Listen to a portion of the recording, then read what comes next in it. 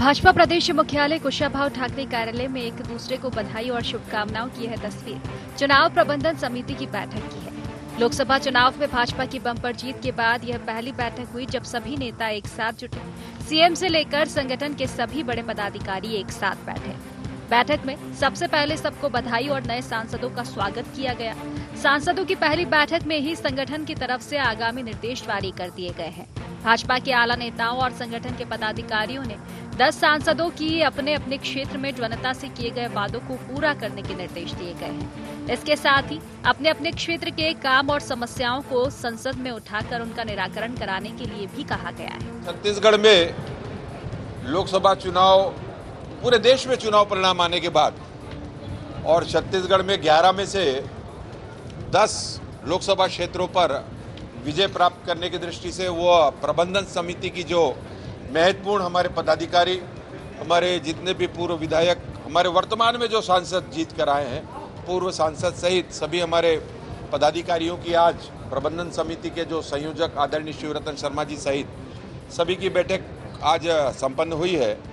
लोकसभा चुनाव में बम्पर जीत के बाद भाजपा उत्साहित है, सांसद भी गदगद है और बैठक के बाद आगामी कार्य योजना भी तैयार कर ली गई है। लेकिन बीजेपी की इस बैठक पर कांग्रेस सवाल खड़े कर रही है। भाजपा सांसदों की आगामी कार्य योजनाओं पर कांग्रेस ने कहा कि ना तो पुराने सांसद कुछ कर पाए थे, ना ही नए सांसद कुछ कर पाएंगे।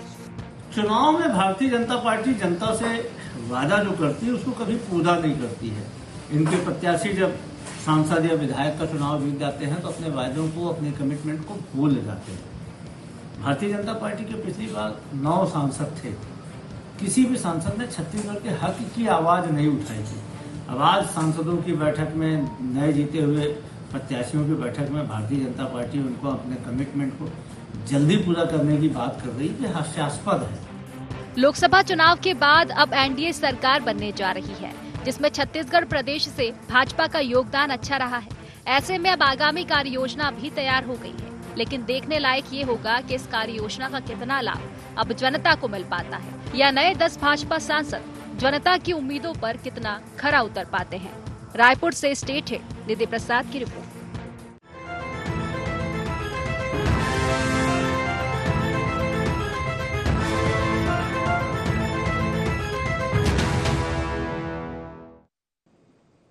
नमस्कार, बहुत स्वागत है आपका। गुहार छत्तीसगढ़ देख रहे हैं आप। मैं हूं आपके साथ प्रशिता शर्मा। सांसदों को पाठ। जी हां, छत्तीसगढ़ में लोकसभा चुनाव में अच्छी खासी जीत के बाद भाजपा ने चुनाव प्रबंध समिति की बैठक करके सभी सांसदों को बुलाया, सभी सांसदों को बधाई और शुभकामनाएं दी और सराहना की उनके मेहनत की। इस बैठक में पार्टी और प्रत्याशियों के कमिटमेंट को पूरा करने के निर्देश के साथ ही आगामी कार्य योजना भी तैयार की गई है कि सांसदों को अपने क्षेत्र में आगे कैसे काम करना है। लेकिन विपक्ष ये सवाल उठा रहा है इस बैठक पर कि पहले तो सांसद कुछ कर नहीं पाए छत्तीसगढ़ के लिए, अब इस बैठक के निर्देश के बाद क्या ही कार्य छत्तीसगढ़ में किए जाएंगे। इसी पर चर्चा करेंगे, जान लेते गुहार के पॉइंट्स क्या है। बम्पर जीत के बाद छत्तीसगढ़ को मिलेगा रिटर्न गिफ्ट।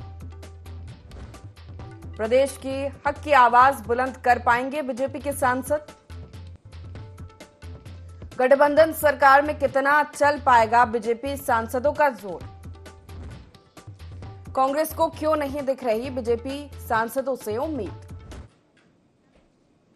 इन्हीं मुख्य सवालों के साथ चर्चा की शुरुआत करेंगे। खास पैनल हमारे साथ जुड़ गया। परिचय आपको करा देते। कांग्रेस से रूपेश दुबे हमारे साथ जुड़ गए हैं, बीजेपी से रविंद्र सिंह, वरिष्ठ पत्रकार के शर्मा हमारे साथ जुड़ गए हैं। आप तीनों ही मेहमानों का बहुत स्वागत है IND24 की इस खास चर्चा में। रूपेश जी, सबसे पहला सवाल आप ही से है मेरा कि आखिर क्यों आपको लग नहीं रहा है कि छत्तीसगढ़ में सांसद काम करेंगे।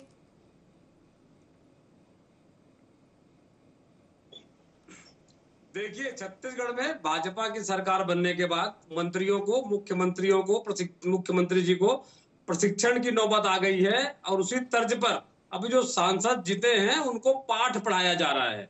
इससे निश्चित होता, प्रमाणित होता है कि भाजपा के लोगों को प्रशिक्षण और पाठ की आवश्यकता है।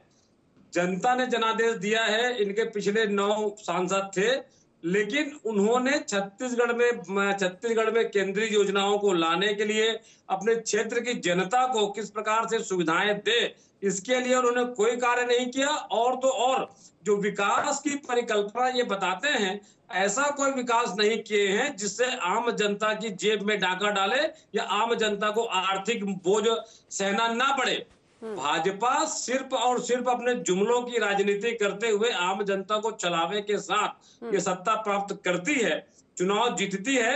अभी देखिए आज ही के समाचार पत्रों में आया है कि जिस प्रकार से छत्तीसगढ़ में विधानसभा चुनाव के दरमियान महतारी वंदन योजना की बड़ी बड़ी बातें करी थी और आंगनबाड़ी की महिला हमारी जो बहनें थी उनके पास महिलाओं ने आवेदन जमा किया, उसके बाद ऐसी कौन सी परिस्थिति आ गई कि सरकार को उन आवेदन पत्रों को फिर से जांच कराने की नौबत आ रही है। माने महिलाओं को सिर्फ और सिर्फ एक तरह से उनके सम्मान को ठेस पहुंचाने के लिए भाजपा काम करती है। उसी तर्ज पर देखिएगा अभी इनका जो पिछले कार्यकाल रहा है 10 साल में मोदी जी के नेतृत्व में जो सरकार रही, मोदी जी बमुश्किल से 1.5 लाख वोट से चुनाव जीतने की स्थिति में आए हैं। अयोध्या में जो चुनाव जीते हैं, चुनाव हारे हैं, उससे भाजपा का धरातल खिसक गया है। और भाजपा को मालूम है कि जिस प्रकार से चंद्रबाबू नायडू जी और नीतीश कुमार जी के बैसाखी के सहारे इनकी सरकार चलनी है, वो ज्यादा दिन नहीं चल सकती। शर्तों पे राजनीति होगी और छत्तीसगढ़ के जनता के साथ साथ देश की जनता के साथ भाजपा के सांसद न्याय नहीं कर पाएंगे। इसलिए इनको पाठ पढ़ाया जा रहा है, ये अपने छत्तीसगढ़ की जनता के साथ कितना न्याय कर पाएंगे, क्योंकि छत्तीसगढ़ की जनता ने, छत्तीसगढ़ बीजेपी ने मेहनत कर ये सीटें जो बीजेपी को दी है केंद्र में, संसद में कितनी आवाज छत्तीसगढ़ की उठ पाएगी? संसद में छत्तीसगढ़ की आवाज पूरी ताकत से उठेगी, विकास भी बहुत अच्छा आएगा और शंका कुशंका की कोई बात ही नहीं है। और कांग्रेस को तो मैं बिल्कुल गंभीरता से अब लेना भी छोड़ दिया। हर चीज में सवाल उठाते हैं, भाई हम अपने चुनाव प्रबंधन की बैठक बुला रहे हैं, संसद में गंभीरता से लेना पड़ेगा। मैं उनको जवाब दे रहा हूँ, बिल्कुल पूरी गंभीरता से हम उठाएंगे। मैं कांग्रेस को गंभीरता से नहीं ले रहा हूँ, क्योंकि हर चीज में प्रश्न उठाते हैं। अरे भाई यदि बुला लिए चुनाव प्रबंधन की, इसमें क्या सवाल उठाना? हम अपने मंत्रियों को स्किल के लिए दे रहे हैं तो बोले प्रशिक्षण की क्या आवश्यकता है? हम अच्छा भी कर रहे हैं तो भी इनके सवाल का, इसीलिए मैंने कहा हम कांग्रेस को गंभीरता से लेंगे। सशक्त विपक्ष ये कोई बात नहीं, लेकिन छत्तीसगढ़ के जो कांग्रेस है हर चीज में प्रश्न उठाएंगे तो प्रश्न उठाने का औचित्य समाप्त हो जाता है। दूसरी बात, रुपेश दुबे कह रहे थे कि मतलब भाजपा के सांसद कुछ नहीं कर पाते। पिछले 2010 से 9 से 10 सांसद लगातार चुन के आ रहे हैं। क्या आप छत्तीसगढ़ की जनता का अपमान करते हैं? कि मतलब क्या कहते हैं, आप एक सीट तो जीत नहीं पाते हो और 9 10 हम जीत के आ रहे हैं, उसको छत्तीसगढ़ की जनता का अपमान बनाते हैं। यदि यही सोच है तो आप हमेशा 1-2 सीट से आगे नहीं बढ़ेंगे। भारतीय जनता पार्टी यदि 9-10 सीटों पर लगातार जीत रही है तो छत्तीसगढ़ की जनता की अपेक्षा पर खरा उतरने के कारण है। और सबसे बड़ी बात है कि आप कह रहे हैं कि मतलब भाजपा हार गई है, ये है। अरे पूरे आपके 23-24 दल जितने भी हो, अकेले भाजपा से पार नहीं पा सके।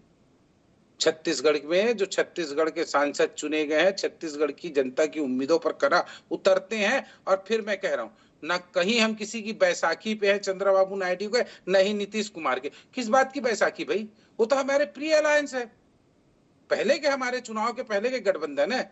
उनकी क्या बैसाखी है? एक दूसरे के सहयोगी हैं।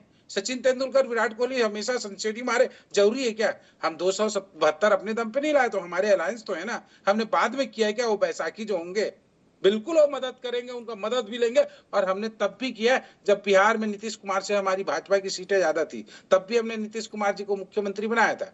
272 से भी ज्यादा हमने पिछले 2 चुनाव में लाया था, तब भी अपने गठबंधन के लोगों को मंत्रिमंडल का पद दिया था। हमने ये नहीं कहा था कि भाजपा अकेले। ये 99 सीट पे बैठ के आज मतलब इतनी बड़ी बड़ी बात कर रहे हैं, जिसमें पूरी तरह असफल हो चुके हैं। ये पूरे लोग एक हो गए। लेकिन अब यही कहा जा रहा है कि उतनी मजबूती में बीजेपी है नहीं जितनी पिछले कार्यकाल में थी। बात का अब सबको साथ के चलना पड़ेगा तो ही काम बन पाएगा आगे। कहीं कोई दिक्कत नहीं है ना। गठबंधन का जो धर्म होगा बिल्कुल अपनाएंगे। साधने की आवश्यकता कहीं भाई साथ में है, हमारा एजेंडा है। साधेंगे क्या? हम कांग्रेस को ले आए अपने पास, तब हमको साधने की आवश्यकता होगी।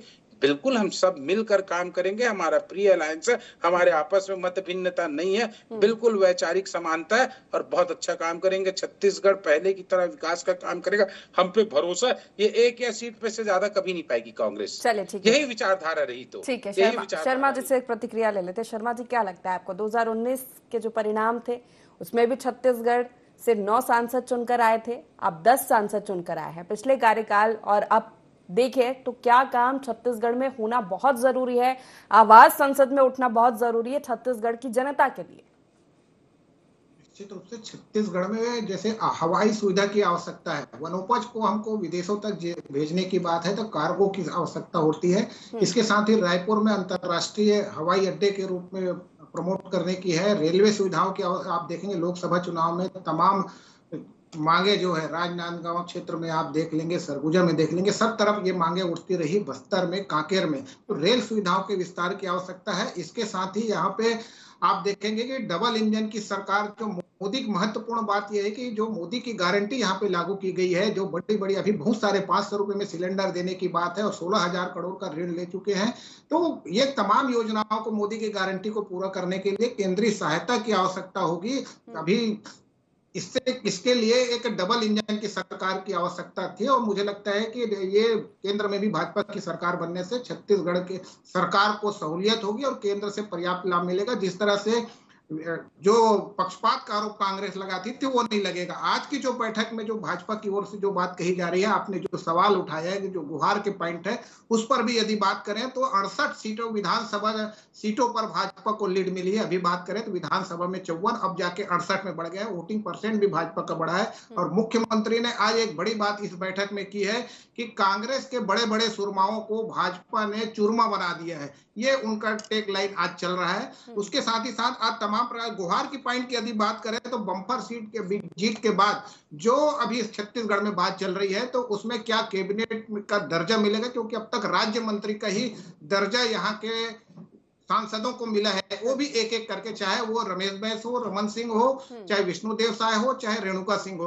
अब बात आ रही है कि क्या कैबिनेट का दर्जा मिलेगा। उसके साथ ही पहली बार अभी पिछले मोदी के 2 कार्यकाल में देखेंगे तो आदिवासी राज्य मंत्री ही बने हैं केंद्र में, लेकिन इस बार चूंकि आदिवासी मुख्यमंत्री है इसलिए सामान्य वर्ग या ओबीसी वर्ग से कैबिनेट मंत्री बनाए जाने की बात हो रही है। रिटर्न गिफ्ट की बात हो, आवाज बुलंद करने की बात है तो पिछले समय सभी 9 सांसद थे और नए थे, पहली बार गए थे। इस बार 2 सांसद जिन्हें दोबारा टिकट मिली वो जा रहे हैं और अब तक के अपराजित दिग्गज नेता बृजमोहन अग्रवाल भी दिल्ली जा रहे हैं। तो एक है कि इस बार जो है सांसद मुखर होकर बात करेंगे और चूंकि केंद्र और राज्य दोनों जगह कांग्रेस एक मजबूत विपक्ष की भूमिका है तो मुझे लगता है कि इसको स्वीकार करना पड़ेगा। जिस तरह से देर सवेरे जवान जी ने स्वीकार किया है कि हमको विपक्ष को मानना पड़ेगा। तो जो लोकतंत्र के इसी में खूबसूरती है कि यह बहुदलीय व्यवस्था है। यहाँ सभी को मैं नहीं हम की भावना से यदि काम करेंगे तो गठबंधन की राजनीति ज्यादा सफल होगी। चाहे राष्ट्रीय नीति की बात करें चाहे विदेश नीति की बात करें, विपक्ष को भी यदि साथ लेके बात करें, बहुत सारी नीतियां क्यों केवल 5 साल के नहीं होती, लंबे कार्यकाल के लिए यदि आपको नीति बनानी है तो सभी राजनीतिक दलों को एक मिल करके काम करना पड़ेगा। चाहे समान नागरिक संहिता की हो, चाहे एक साथ चुनाव कराने की बात हो, तमाम प्रकार के मुद्दों पर सहमति होनी चाहिए राजनीतिक दलों के बीच में। तीसरी चीज जो आपने कही कि कांग्रेस को क्या आपत्ति है, तो कांग्रेस की आपत्ति वाली बात नहीं। कांग्रेस इसलिए बात कर रही है कि एक मजबूत विपक्ष है और विपक्ष को संतुष्ट होना भी नहीं चाहिए, लगातार सत्ता पर दबाव बनाना चाहिए। विकास के मामले को लेकर के छत्तीसगढ़ में देखेंगे कि आदिवासी बहुल क्षेत्र है, यहाँ किस प्रकार से विकास की जो आवश्यकता, यहाँ के छत्तीसगढ़ के मतदाताओं को आप देखेंगे तो जाति के आधार पर मतदान नहीं करते। जिस तरह से भूपेश बघेल ओबीसी वर्ग के दिग्गज नेता, पूर्व मुख्यमंत्री होते हुए भी राजनांदगांव में पराजित हुए, ताम्रध्वज की पराजय को जाति के आधार पर देख सकते हैं कि जाति की राजनीति की जगह में विकास के नाम पर, गरीबी से मुक्ति के नाम पर जो जिस तरह से जनता ने मतदान किया है, तो निश्चित रूप से विकास को लेकर के इनको संसद में आवाज उठाना पड़ेगा। केंद्रीय योजनाओं का अधिक से अधिक लाभ, पूंजी निवेश की आवश्यकता है छत्तीसगढ़ में। खनिज संसाधनों से परिपूर्ण छत्तीसगढ़ में पूंजी है। यहाँ सीमेंट फैक्ट्री की बात करें, कोयला की बात करें, बिजली की बात करें, इसके अनुरूप यहाँ पे उद्योग है, ताकि यहाँ के लोगों को रोजगार के अवसर बढ़े और छत्तीसगढ़ के राजस्व में भी वृद्धि हो। ये तमाम प्रकार की बातें हैं जिनको लेकर के सांसदों को मुखर होना पड़ेगा दिल्ली में जाकर के छत्तीसगढ़ के हित में।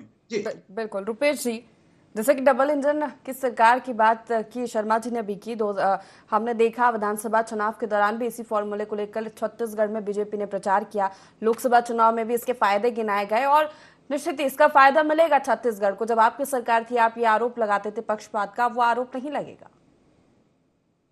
प्रसादा जी, डबल इंजन की सरकार का एक भी लाभ अभी 5 माह में देखने को नहीं मिला। प्रधानमंत्री आवास योजना के बारे में भाजपा के लोग बड़ी बड़ी बातें करते थे।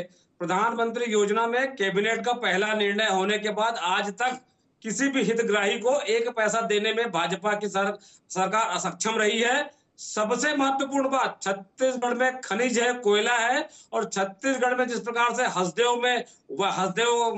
वन कटौती हो रही है, उस पर भी छत्तीसगढ़ में विधानसभा में विधेयक पारित हुआ है। तो उस विधानसभा में विधेयक पारित हुआ है, उसको छत्तीसगढ़ में जो नवनिर्वाचित 10 सांसद है, पिछले 9 सांसदों ने थे, उसको अमल कराने में अपनी असक्षमता प्रमाणित कर दी थी। अब ये देखना है कि ये 10 सांसद जो छत्तीसगढ़ में विधानसभा में विधेयक पारित हुआ है कि हसदेव की वनों की कटाई रोकी जावे, और जो कोल खनन है, उस कोल का जो आवंटन है, खदान है, उसको निरस्त करने पे कितनी बातें कर सकते हैं। और साथ ही साथ रेल परिवहन, जो कोल परिवहन के लिए रेल के नाम पे यातायात को बाधित किया जा रहा है, उसमें छत्तीसगढ़ के सांसद अपनी आवाज कितना बुलंद कर सकते हैं, और छत्तीसगढ़ की जनता के प्रति उनकी कितनी जवाबदेही है, और छत्तीसगढ़ की जनता जो उम्मीद की है, उस उम्मीद पर ये 10 सांसद कितना अमल कर पाएंगे, इसको देखना होगा। देखिए, छत्तीसगढ़ में प्रचुर मात्रा में जो वनों की कटाई हो रही है, उसको छत्तीसगढ़ सरकार रोकने में सक्षम है। बार बार केंद्र सरकार की ओर बातें उछालते हैं। अब डबल इंजन की सरकार है, नक्सली उन्मूलन के लिए और वनों की कटाई के लिए, और छत्तीसगढ़ के खदानों को जिस प्रकार से दोहन किया जा रहा है, उस पे भाजपा के सांसद कितना आवाज उठा सकते हैं और छत्तीसगढ़ के साथ न्याय कर सकते हैं, ये देखना होगा। चलिए रविंद्र जी से जवाब लेते। रविंद्र जी, 2 बड़ी समस्याएं बताई हैं रुपेश जी ने। जी, इनको बिल्कुल दिखाएंगे निश्चित रूप से। इसलिए कह रहा हूँ कि नगर मार्ग जो हमने किया था, बस्तर की नगर मार्ग में टाटा का आगमन हो रहा था, इसलिए रुकवाया। कांग्रेस उसकी अपनी उपलब्धि नहीं आती है कि हमने आदिवासियों के हित में नगर मार्ग से टाटा के प्लांट को वापस कर दिया, और ये प्राकृतिक संसाधनों की बात करते हैं। और ये यहाँ बैठे हुए हैं, कोल पे भ्रष्टाचार किसने किया, क्योंकि कितने मंत्री, मतलब आज क्या कहते हैं, रेल में वो है अधिकारी, सबको पता है। और अशोक जो राजस्थान के मुख्यमंत्री भूपेश बघेल जी को फोन करते हैं, रानी अंबानी को 65 लाख को इलाज कर देना, और ये प्राकृतिक संसाधन के लिए हमको शिक्षा देते हैं। तकलीफ तो यहीं पर है ना। भारतीय जनता पार्टी के सांसद छत्तीसगढ़ में प्राकृतिक संसाधनों के उपयोग के लिए दृढ़ निश्चयी है, हम करेंगे। रेलवे लाइन को मैं बता रहा हूँ, कुछ राजनांदगांव से सरकार ने विधेयक पारित किया, उधर भाजपा के विधायकों की सहमति रही है। उस सहमति पे भाजपा के सांसद केंद्र सरकार पे कितना दबाव बना सकते हैं, छत्तीसगढ़ कितना से न्याय कर सकते हैं, ये यक्ष प्रश्न है। इन्होंने बिल्कुल ये नहीं किया। इन्होंने कांग्रेस की सरकार ने 5 साल डोंगरगढ़ से कटघोरा रेलवे लाइन को रोक के रखा। छत्तीसगढ़ रेलवे विकास बोर्ड को 1 रुपया नहीं दिया, 300 करोड़ दे दिया। मोदी जी ने 4 करोड़ दिया था, भूपेश बघेल जी ने इम्प्लीमेंट नहीं किया। ये रेलवे की बात करेंगे, यदि सही तरीके से इनकी नियत होती तो डोंगरगढ़ से रेलवे लाइन अब तक बनना प्रारंभ हो जाता। तो ये करते निगेटिव और दोष हम पे लगाते। हमने तो पहले ही रेलवे लाइन कर दिया। सरकार पे लगाते हैं, और आप पर आरोप लगे कि केंद्र से मिलने वाली योजनाओं के लाभ के बीच में आप रोड़ा बने। 20 से 500 करोड़ की बात करते हैं, उसमें क्या कार्रवाई हुई, कितना कार्य कराए, ये तो कम से कम बताएं। सिर्फ जनता को छलावा देने के अलावा, जनता को आर्थिक बोझ देने के अलावा भाजपा ने कोई काम नहीं किया है। इसी कारण आ रहे, और हमने अभी पहली सरकार में पहले जितनी भी केंद्रीय योजनाएं हैं उसमें आम जनता को, किसानों को सिर्फ परेशानी हुई है। राजनांदगांव में विधानसभा अध्यक्ष के विधानसभा क्षेत्र में काम नहीं कर सकते, इसलिए तो एक बार सरकार में और उसके बाद 17 गाँव में जमीन खरीदने पे आज भी रोक लगी है। उस पर चुनावी मैदान में थे, अगर वाकई में काम नहीं हुआ है तो क्यों मजबूती के साथ इन मुद्दों को जनता के बीच ले जाने में कांग्रेस विफल रही? रुपेश जी, कांग्रेस ने सभी बातें करी है, कांग्रेस ने मजबूती से सतत विपक्ष की भूमिका निभाई है, लेकिन केंद्र सरकार के पाले में जब गेंद जाती है तो भाजपा के सांसदों को मुंह में दही जम जाता है। मोदी जी के भय, लेकिन ये आरोप तो आप पे लगा है बीजेपी ने कि जब आपकी सरकार थी छत्तीसगढ़ में तो केंद्र की योजनाओं का जो लाभ छत्तीसगढ़ की जनता को मिलना था वो आपने नहीं मिलने दिया। आप लोग कभी चिंतन किए हैं कि कांग्रेस के लोग हार क्यों रहे? कभी सोचते हैं? राजनांदगांव से पूर्व मुख्यमंत्री भूपेश बघेल 44,000 वोटों से हार रहे हैं।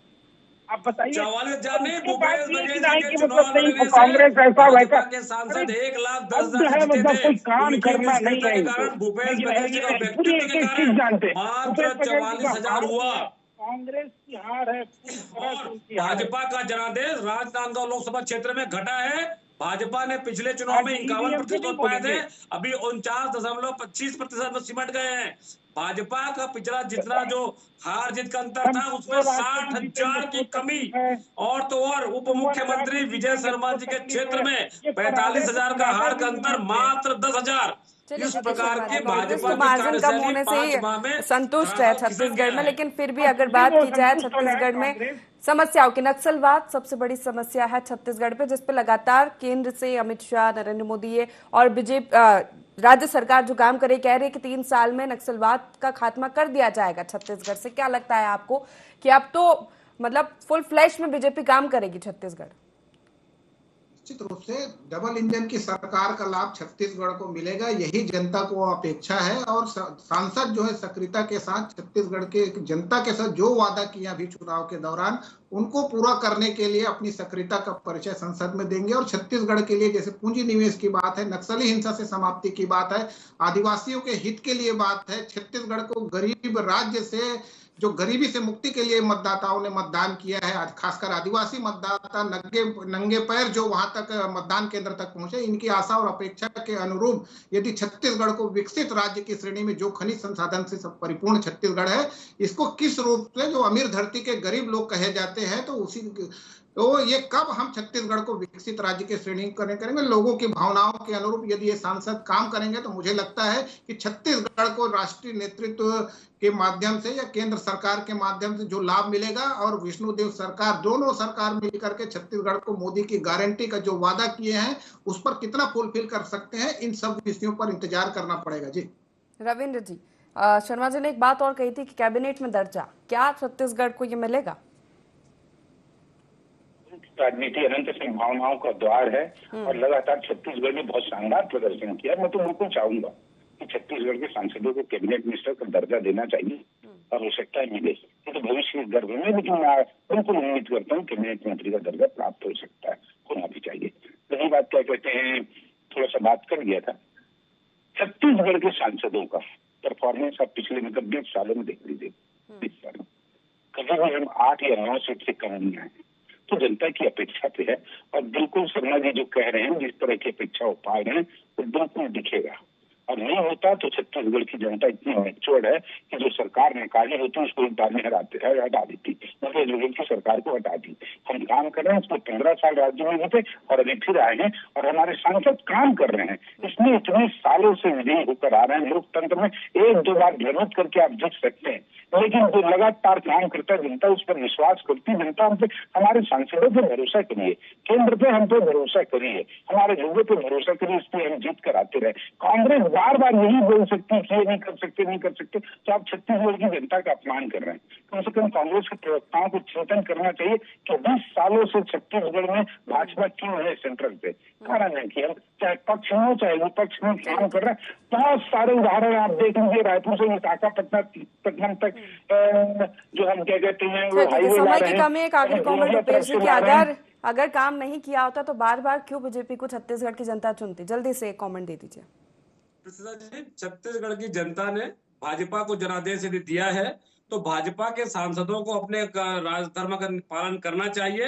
लेकिन देखिए, इनका जनाधार हमेशा खसकता रहा है। राजनांदगांव में पिछले चुनाव में भाजपा ने 51% वोट पाया था, अभी 49% पाया है। ये भूपेश बघेल जी के कुशल व्यक्तित्व, विशाल व्यक्तित्व के कारण भाजपा के लोग बौने हो गए हैं। जनादेश का हम सम्मान करते हैं, लेकिन भाजपा के लोग, भाजपा के सांसद छत्तीसगढ़ की जनता के साथ लगातार अन्याय कर रहे हैं। इसलिए भाजपाइयों को लगातार टिकट में परिवर्तन करना पड़ता है, ये उनकी मजबूरी है।